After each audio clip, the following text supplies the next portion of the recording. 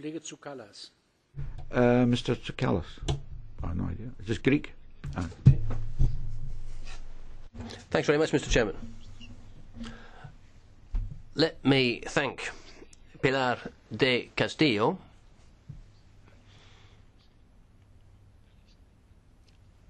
and I have to say that her text was a very pleasant surprise to me, starting with the recitals and the explanatory statement. I was also very impressed with what Mr. Herkmark has had to say, so I would like to link in to what he said. Reading Mrs. Pilar del Castillo's text,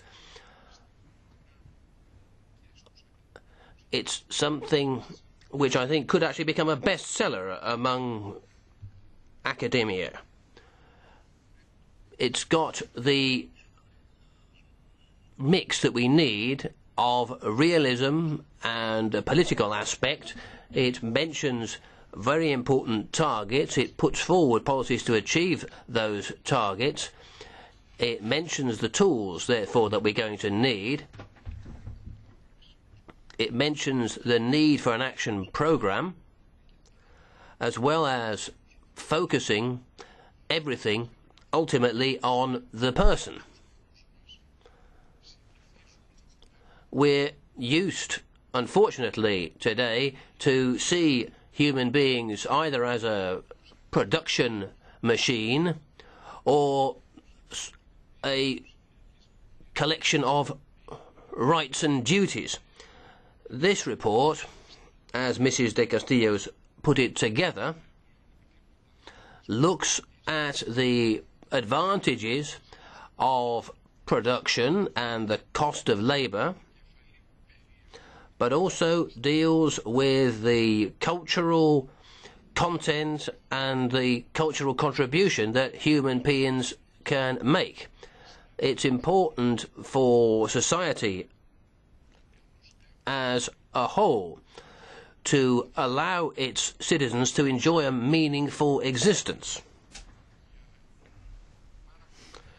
allowing them to produce, because production, real production in the digital age, can only occur if we do have the mix that Mrs. del Castillo is advocating. The second law of thermodynamics says that we can't have heat flowing from a cold to a warmer body. So what we need is to make sure that we've trained people to use these tools,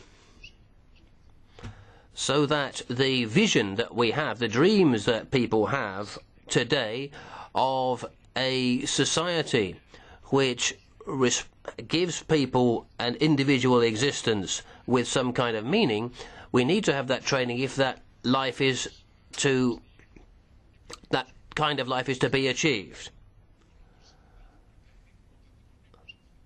And colleagues, I think, should read this report even if they're not members of this committee, because we all need to try to make our own contribution to this.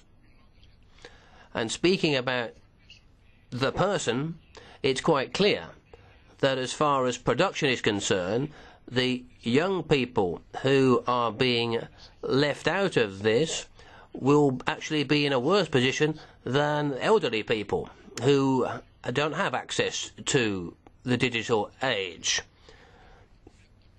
because they won't have any alternatives the way society is developing today's young people. So there could really be a divide, a split, if member states and Europe don't look carefully at this, as other countries are doing. Turkey, for example, has now recently been spending sections of its budget to make sure that its citizens are trained in using the internet, as indeed is the United States. Europe needs more speed here, it needs to move forward, it needs to be bolder as well. We've got Europeana, and we could in fact supersede Google with that. But we are hesitating because we seem to think that European traditions and the cultural wealth of 27 member states with their thousands of years of history needs to be digitalised to this extent that we can do that. And I'd like to thank the rapporteur once again and congratulate her on the